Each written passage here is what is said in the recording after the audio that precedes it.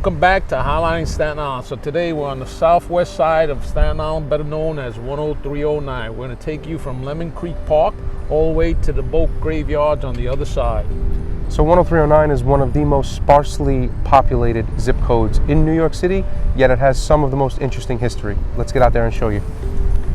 10309 consists of neighborhoods like Pleasant Plains, Prince's Bay, and Charleston.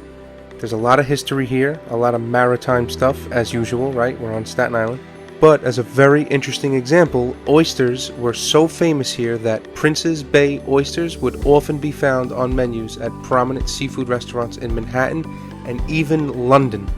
Pleasant Plains and Mount Loretto go hand in hand. The farm, which was once the largest in all of New York State, was purchased by Reverend John Christopher Drumgoole in 1882.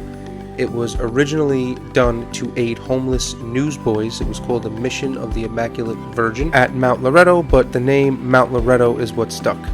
The Mount Loretto unique area, which we just showed, is absolutely beautiful to just walk around. There's a mile of shoreline, and it actually has the highest ocean-facing bluffs in New York State. And Mount Loretto itself was once the largest boys' orphanage in New York State. You may recognize the church from The Godfather. That is where the famous christening scene takes place. 10309 is a lot less urban than other areas in Staten Island. There are a lot of strip malls. It's very accessible by car, and there are some great businesses in this area. Lava, Hobra, New Cheese, Sharky's Cuts for Kids, the two gun ranges on Staten Island, Colonial and Richmond Borough Gun Club, both of those being members only. There's Modern Mail, Retro Fitness, Hot Works, Rocket Fizz. We're even getting a crumble cookie, which is really cool. And of course, there's Luce, the famous Z2. It's been around forever. There's a prominent Tesla charging station in the Z2's parking lot, which is very interesting. And the list goes on. There are many, many businesses. We're going to put it in the blog post. There is also the Tides at Charleston, a 55 and older community. There's the Kreischer Mansion. It is a allegedly haunted mansion from the 1800s. And there's a lot of wooded, winding areas, as you'll see when you drive through, especially in the industrial part of Arthur Kill Road. Kilmeyer's been there forever. It was once even a hotel. The bar is from 1890.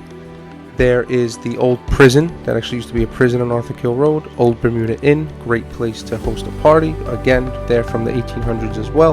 There's the famous Staten Island boat graveyard off of Arthur Kill Road. It was started in the 1930s. It's kind of like a scrapyard for boats rather than cars, which is something you'd see much more often.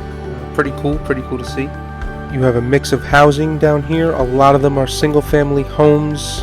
There are two-family homes. Those will typically be like a larger house, maybe like a colonial with a studio or something, you know, a small apartment in the basement. And then you have Sagayan Avenue. Again, wooded, winding. There are some storefronts. It has a very different feel depending on what part you're on. Same thing, bunch of different houses. Leads you down to Lemon Creek, a nice marina. Boats. This is where those Prince's Bay famous oysters came from before the waters got polluted. There's the famous Sagayan Mansion down here. They do private tours. Absolutely beautiful. I'd love to get in there one day myself. And on Sagayan as well, you have Staten Island South University Hospital.